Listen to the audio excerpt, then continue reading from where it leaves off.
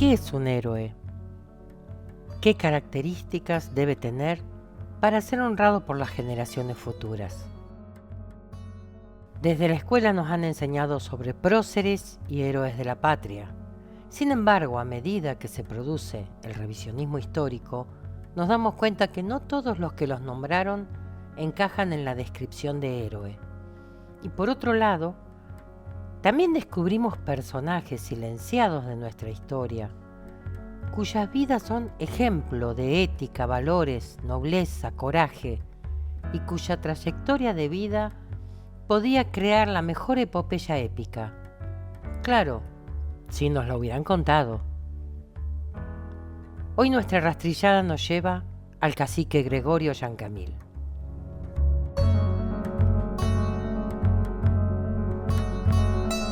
Inche, Luis D'Antoni Giancamil, Loncolov, José Gregorio Giancamil, Victorica Huetel. Yo soy Luis Alberto D'Antoni, lonco de la comunidad José Gregorio Giancamil de Victorica, La Pampa. Inche, Currumeli, Chemnen, Molbún Ranculche, Molbún Cuiviqueche. Yo tengo sangre de esos bravos ranqueles, de nuestros cuiviqueche, de nuestros antiguos. Bueno, mi ascendencia ranquel viene por mi madre. Yo soy hijo de Telvina Giancamil, ella nieta del cacique Giancamil y hija de Pablo Giancamil. Y yo, mi abuelo Pablo Giancamil, mi bisabuelo José Gregorio Giancamil. El gran cacique. El gran cacique ranquel. Giancamil, bueno, era sobrino de Panquersusner. Panquersusner, muy conocido como Mariano Rosas, es hijo de Carmen Painé Giancamil y de Huenchil Giancamil. Y se crió acá en Lobucó, nació en Cochiquingán Giancamil, el cacique. Cochiquingán es una represa de agua dulce, quiere decir, Cochiquingán. Y está cerquita de Unión, allá provincia de San Luis. Pero después vino y se terminó de crear acá en Lebucó y era lugarteniente de Mariano Rosas. Le amansaba los caballos, venía así como el huerquén de él, ¿no? Como el hombre de confianza que lo mandaba a cobrar los tratados de paz. Poco sabemos en los libros de su niñez y su juventud. Solo podemos imaginarnos la libertad que lo acompañó en estas pampas infinitas y que lo forjó como un personaje indomable, pero conciliador. Una persona que estaba decidido a renunciar a muchas cosas, pero no a su ética y a su libertad. Contame en sus años mozos, ¿cuál era la función de Giancamil? ¿Qué significaba Giancamil para el pueblo ranquel? La poca documentación que existe lo muestra que era un mozo bastante avispado, digamos, porque Mariano Rosas le confiaba algunas cuestiones diplomáticas.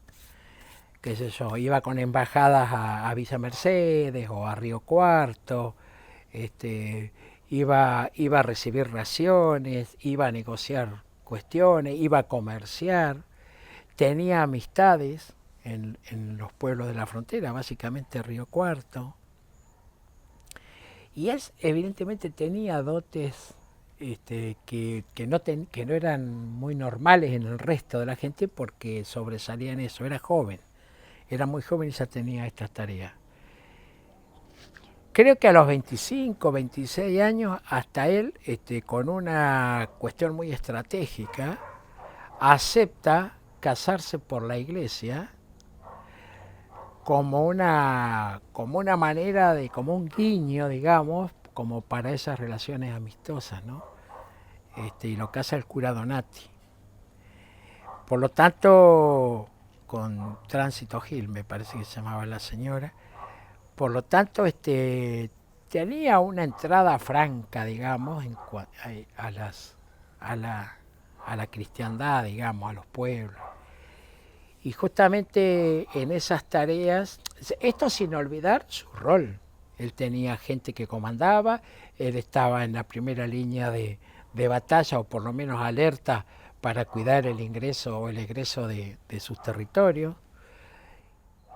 Y justamente en estas funciones es que Pumer, su tío, después de la muerte de Mariano Rosa, lo manda a recibir las raciones a Villa Mercedes que le correspondían por la renovación del Tratado de Paz de 1878.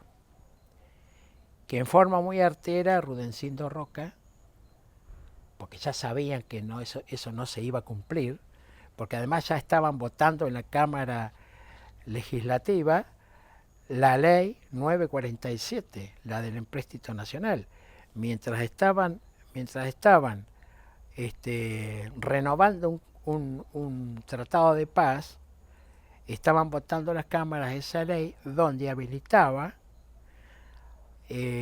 una ley de empréstito para la enajenación de la tierra pública a conquistar y a repartir entre los financistas. Y la tierra a conquistar era la tierra de este pueblo. De ese tratado de paz que había sido firmado. Y cuando va, incluso Rudencindo Roca, muy torpe,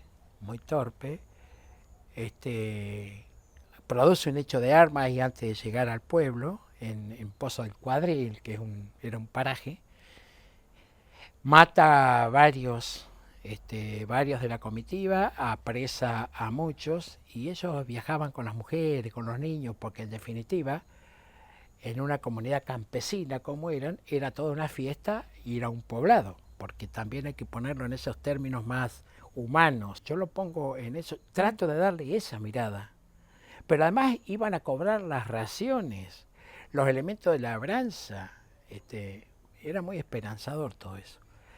Bueno, la cuestión es que hacen una matanza, los toman prisioneros, él queda muy mal herido, se cura, a su mujer y a sus dos hijitas, como no estaban heridas, arman toda una remesa de cautivos y Rudencindo Roca, por indicación de su hermano Ataliba, los manda prisioneros, los remite a Tucumán a trabajar a los obrajes de algunos patrones que le habían prometido apoyo político a Roca para su próxima campaña presidencial. Él queda curándose de sus heridas. Sin saber que habían enviado lejos a su familia. O sabría. Vos fíjate, o sea, el estado de situación de esa persona, ¿no? Al poco tiempo se da el hecho de la batalla de Cochicó, ¿no? Que es una escaramuza más, la que tuvo más prensa, si se quiere, pero hubo varios encuentros de eso hasta el 1885 que finalmente lo toman prisionero. Hay otro hecho que lo toman prisionero cerca de ahí de las vertientes, cerca más allá del Durazno, acá en La Pampa. Lo llevan a Victorica, está prisionero en el fuerte Victorica y se dispara también. También tengo otras versiones de que cuando lo llevan prisionero lo enganchan como milico y se les deserta, se les va. Bueno, hasta que finalmente les tomado prisionero y lo mandan a Martín García, donde allá se encuentra con gran parte de su familia también, que no había ido a Tucumán, que lo habían mandado a Martín García. Él no se entrega. Él no se entregó nunca. Chancamil Nunca. Es el símbolo de la resistencia, al igual que Baigorrita. Al igual que Baigorrita. Él no se entregó nunca, jamás. Y por eso una traición para un indio Ranquel era lo peor que podía haber, ¿no? Él no se entregó nunca.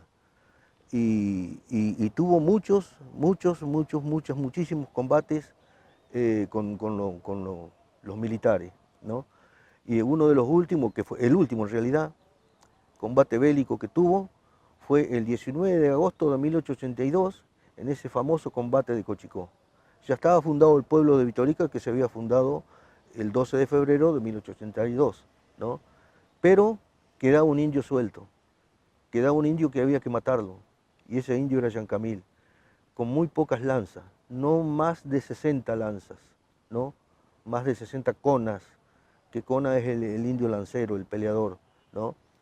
Y bueno, y había que matarlo a Chancamil.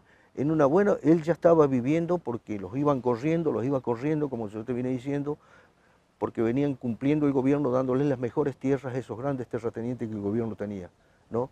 Y los iba corriendo a lugares inhóspitos, Mitre, Puelén, Árbol Solo, Algarrobo el Águila, todos esos pueblos donde no nace nada, ahí los iban llevando. Chancamil fue a parar a Puelén, en el Cerro Cochicó. Bueno, y ahí fue el famoso combate, ese 19 de agosto de 1882, ¿no? Donde no hubo ni vencedores ni vencidos. Ni vencedores ni vencidos. Sin embargo, Chancamil, con casi todo el territorio ocupado por el ejército, perseguido, hambreado, con pocos hombres y menos armas o recursos, seguía presentando batalla y negándose a abandonar sus principios. Tanto así que pudo hacer frente a la partida que enfrentaba y sobrevivir nuevamente.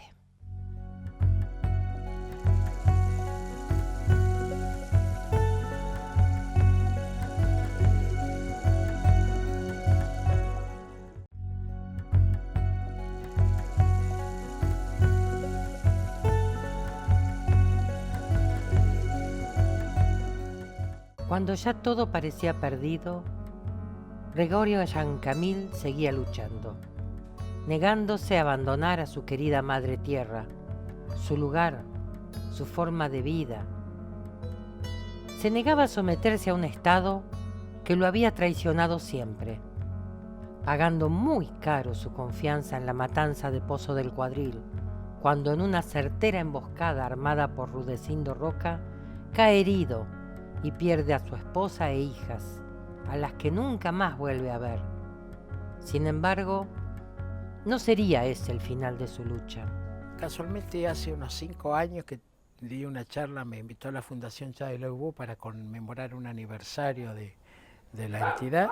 Justamente yo propuse en aquel momento que instituciones como esta, que propusieran a José Gregorio Chancamil como una suerte del héroe pampeano, porque en él confluye básicamente todo el sentido de la resistencia americana, cuando ya todo estaba perdido, cuando ya los grandes caciques no existían, cuando el territorio estaba en manos de un Estado nacional que había elegido ungir su propio acto creativo como Estado nacional con un baño de sangre nativa.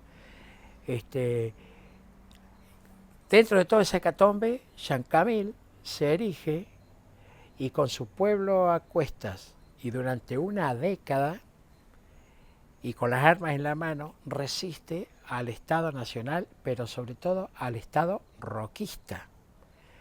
Tiene 3 fugas internacionales con su pueblo a cuesta, y digo esto, con su pueblo a cuesta porque no son fugas individuales salvando el pellejo, sino que él salvaba y llevaba a su familia, o sea, el sentido de patria, de sus dioses tutelares y de su organización social estaban vigentes, ¿no? Entonces todo eso lo convierte en un héroe de los que no tenemos los pampeanos. Nosotros no tenemos un héroe como Belgrano, como Güemes en Salta. Nosotros no tenemos, y lo tenemos, que son estos. Los tenemos que ver, tenemos que reconocerlos. Para reconocerlos, a nuestros héroes, los tenemos que conocer, y antes que nada la sociedad se tiene que abrir a una integración real y verdadera. Que de eso se trata. Y ahí la figura de Chancamil es la que yo creo que tiene mayor preponderancia, incluso a la figura del gran paisano Ranquel, que fue Mariano Rosas, en otro contexto. Mariano Rosas tuvo su actuación cuando la nación Ranquel estaba con plena vigencia y posesión de su territorio, tenía todos sus clanes armando y funcionando, tenía el sistema económico que funcionaba, hacía tratados de potencia a potencia, pero Chancamil no contaba con nada de esto.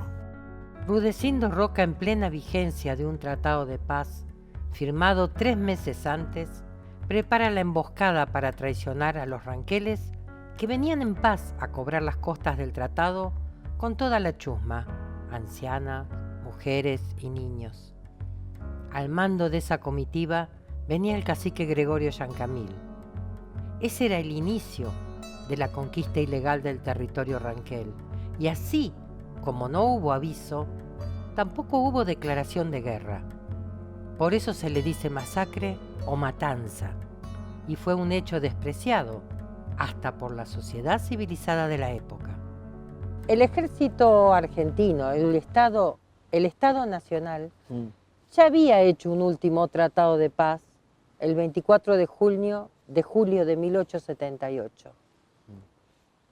¿Cómo se rompe este tratado de paz? ¿Qué significa Pozo del Cuadril? Ya no existía Mariano Rosa. Había quedado como cacique de Pumer, porque Mariano Rosa ya había muerto, murió muy joven Mariano, a los 52 años, murió de viruela. Que la viruela fue una forma más de exterminarlo a los indios, porque cuando hacían un tratado de paz, les entregaban las matras, las cobijas infestadas con viruela y se morían tolderías enteras. Y en una de esas les tocó a nuestro pollén Mariano Rosa. Entonces, en una oportunidad lo manda a cobrar un tratado de paz a San Luis, cerca de Villa Mercedes, Pozo del Cuadril, ¿no? Iba Yancamil en esa delegación. Él iba al mando de esa delegación, él iba con entre 40 y 45 conas. Ellos cuando iban a cobrar un tratado de paz, iban como de paseo, iban con la esposa, los hijos, los sobrinos, los yernos, las nueras, los cuñados, todos se iban como de paseo. Todos llevaban el caballo donde montaban ellos y un carguero, que se le decía otro caballo, que lo llevaban de tiro, ahí cargaban todas las maletas y todos los que le tenían que dar. Y bueno, y aparte de eso, iban custodiados. Pero antes de llegar a Pozo del Cuadril, le hicieron una emboscada, ¿no? Por orden de Rudecindo Roca, el que estaba al frente de ese cuartel, de ese fortín. Matando a algunos indios, varios mataron. Algunos alcanzaron a disparar, otros quedaron heridos, los otros no, pero los tomaron todos prisioneros, ¿no? Y a los prisioneros se los llevaron a un campo de concentración, a un corral. Él, mientras estuvo internado ahí, cuando los toman prisioneros, a las 6 de la tarde más o menos, Rudecindo Roca, este asesino, dio una orden de fusilamiento a todos los que estaban en el campo de concentración, que eran ancianos, mujeres, niños. Es decir, a toda la gente que habían encerrado en ese corral de animales, Sí. y estaban entregados, indefensos, prisioneros, los fusilaron. Sí, era un campo de concentración que estaban ahí con hambre, frío, todo. A las 6 de la tarde vino la orden de fusilamiento a todos, mató a todos. En plena vigencia de un tratado de paz firmado 2 meses antes. Sí, y de una encima, emboscada sí, y una matanza. y una matanza. Encima le manda a decir al hermano, a Argentino Roca, que nuevamente había tenido un entrevero con los rebeldes, con los indios, ¿no? Y que gracias a Dios había salido airoso y no tuvo ninguna baja. Fíjate qué casualidad. Querían la pampa limpia de indios. No tenía que haber un indio, ¿no? Cosa que ellos no pudieron hacer, quedaron varios vivos. Y por eso que yo siempre digo, y que era así, matar a un indio en esa época era hacer patria. Después de la masacre de Pozo del Cuadril, Sí. ¿Qué fue de Yancamil? Bueno, Yancamil ahí, ya te digo, lo tuvieron ahí, lo largaron, porque estaba internado. Cuando se cura, lo largan que se venga, solo al desierto. Se vino Yancamil nuevamente a Lebucó, y de ahí se pasan todos a Mitre, Yancamil también, y Yancamil decía que no era conveniente quedarse en Mitre porque seguían avanzando, porque había que matar todos los indios. Vamos más allá, vamos más cerquita del paso para disparar al país de las manzanas, Río Negro o a Neuquén, ¿no? Vamos a Puelén, al cerro de Cochicó, y bueno, algunos se fueron con él, otros no. Yancamil se fue para allá, el resto quedó acá. Pumer fue uno de los que también se quedó acá en Mitre. Y bueno, y ahí es donde él estaba viviendo, pero ya estaba padeciendo mucho, sufriendo, estaba muy diezmada en esas tribus, estaba pasando hambre, frío, de todo. Y le estaban reclamando ya a su gente. Le estaba diciendo, Yancamil, vamos a hacer algo porque tenemos frío, tenemos hambre, tenemos esto. Y dos lanceros de Yancamil, Tránsito Mora y Simón Martín, desertaron de las tolderías de Yancamil una noche. los rastrearon y se venían para acá. Se vinieron a Victorica, de allá de Puelén. Yendo por la rastrillada hay más o menos 150 kilómetros, y yendo por la ruta como vamos ahora hay 270 kilómetros. Entonces lo rastrean y llegan hasta la laguna de Telén ahí. Y ahí encuentra unos milicos, Yancamil, cuidando una caballada, que le estaban dando agua y pastando. Unos indios que estaban cuidando los caballos, 6, 7 indios había para que no se dispararan. Se arma un entrevero ahí, matan, había 7. Matan a 6, queda uno vivo, que ese dijo Yancamil que no lo mataran, que lo dejara porque iba ahí con la novedad al fortín, diciendo que Yancamil andaba cerca. Y así fue. Yancamil lo dejó que se fuera, se trae la caballada, les roba la caballada y se viene para Puelén de vuelta, para Cochicó. Y ahí los esperó, empezó a prepararse. Yo tengo muchos testimonios de mi tía. Esa señora tenía, en el combate de Cochicó me contaba, entre 11 y 13 años, ahí andaba. Por eso ella me contó todo, de cómo era, y yo le preguntaba qué hacían, cuando ellos, y bueno, lloraban, dice la gente, no, las mujeres principalmente. A ella no le pasó nada porque cuando se estaba por empezar el combate, Yancamil lo manda a Gregorio Maica, un sobrino de él, al mando de la chusma, ¿no? Ellos tenían la toldería en un lado, ponele allá en el norte, y las mandó para el sur, pero como media legua, un poco más, ¿no? A un isleta de Chañares. A esconderse. A esconderse. Y ahí La chusma, aclaremos, claro. Era la gente, Sí, los la viejitos, chusma las eran los que no mujeres. peleaban, los ancianos, los enfermos, las mujeres, los niños, todos era la chusma que ellos les decían, y que quedaban en las tolderías. Entonces la chusma la mandó a una isleta de Chañar, al mando de Maica, y bueno, y ahí se escondieron todos ellos, ahí quedaron. Se resguardaron. Calladitos, pero dice que escuchaban todo. Todo porque estaba cerquita del cerro, ahí del Cerro Cochicó. Los alaridos, los gritos, los tiros, todo. Hay diferentes relatos oficiales de la batalla de Cochicó, pero también tenemos el relato desde la mirada de Yancamil. Así es como se fue reconstruyendo la historia de este héroe de las Pampas.